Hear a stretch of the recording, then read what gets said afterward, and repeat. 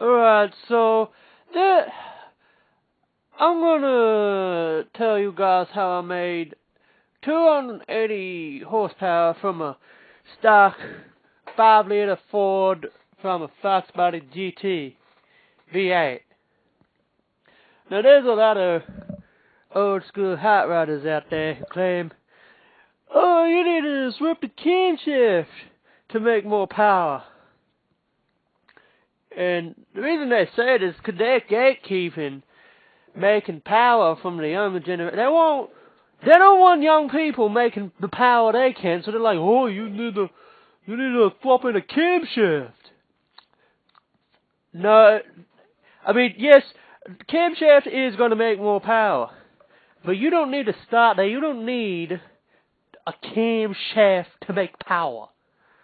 And I'm going to show you how I made an extra 80 horsepower from my 302 Windsor, or 5-liter HO, as they call it, from the Fox Body Mustang. So, yeah.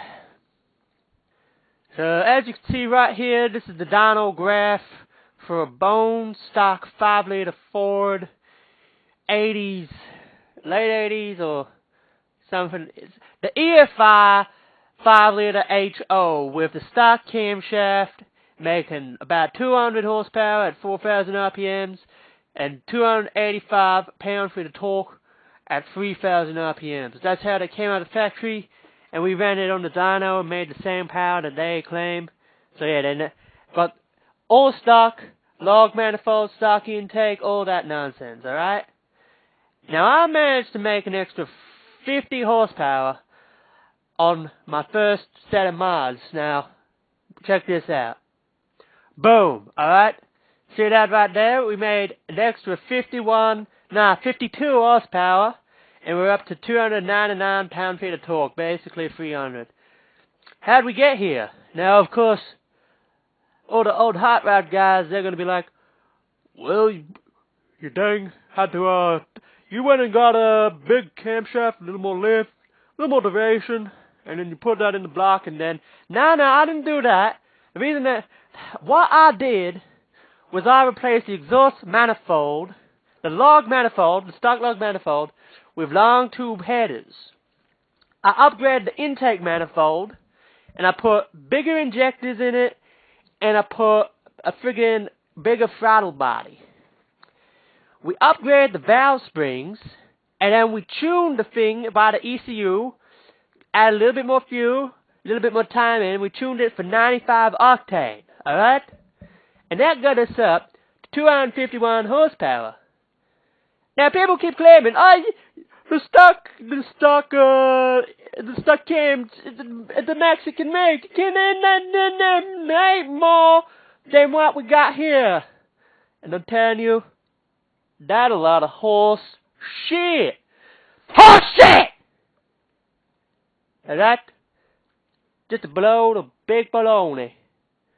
But we didn't stop there. We managed to get this thing up to 280. Now check this out. Boom. 285 horsepower at 4,700 RPMs. It got 348 pound-feet of torque at 360 RPMs. And you're like, well, you had to have replaced the camshaft by now, alright? There's no way you get 80 horsepower out of a 5.0 with a stock camshaft. And you're right, you're not getting that out of a stock 5.0. That's why we took the thing and stroked it to dang 347 cubic inches. Or 5.7 liters, as they say. This thing is making way more horsepower than the stock one. And people keep saying, oh, you need this, you can't use the stock camshaft to make this kind of power. But you can. I just did it. And the fact of the matter is, we got the dyno sheets right here to prove we did it. So I don't want to hear or see anyone coming out telling me I don't know how to make power. Because if you tell me I'm a liar, then I'm gone to hell. But I ain't doing that. No way. And people are like, well, how does this even work? How are you making power without It's air and fuel. It's the air and fuel ratio. Alright? All the mods we did allowed more air to get in the engine, and then we can add more fuel. We didn't even part and polish the heads or add roller rockers, so there's still horsepower on the table here. Alright? We didn't do any of that. But we did upgrade valve springs and all that, and so bigger intake and free-flowing exhaust, and that allows us to get more air in the engine, more exhaust out, and more fuel in the combustion chamber. Add some time, and boom. We've got 280 horsepower with a 5.7 liter stroker, 302, blah, blah, blah. Didn't need any more lift, didn't need any more duration. There are people out there trying to say, the camshaft, that's the heart of the engine. Bullshit! How is a piece of metal the heart of the engine? The engine don't run on metal, it runs on fuel. So you want to add fuel and add air. We did that. Now, of course, if we wanted to make any more horsepower at this point, we could part and polish the heads, add roller rockers, I guess a little more.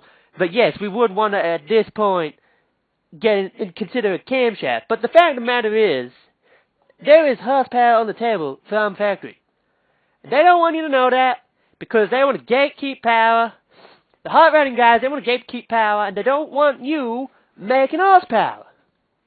They don't like the young guys coming in, making big power. But look, if the only way to make power was by putting a big camshaft in, then supercharging, turbocharging, wouldn't work. Because they're literally, what are you doing with a turbo and a supercharger? You're forcing more air into the engine and more fuel. Duh! So if you can do the same without replacing the camshaft, you're gonna get a similar result.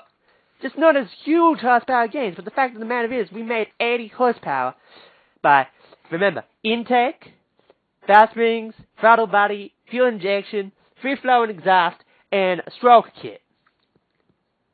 We got very close to making 100 extra horsepower. Not quite, a little bit shy, but that don't matter, because at this point we can pour and polish the heads, roll the rockers, and then we'll do the camshaft.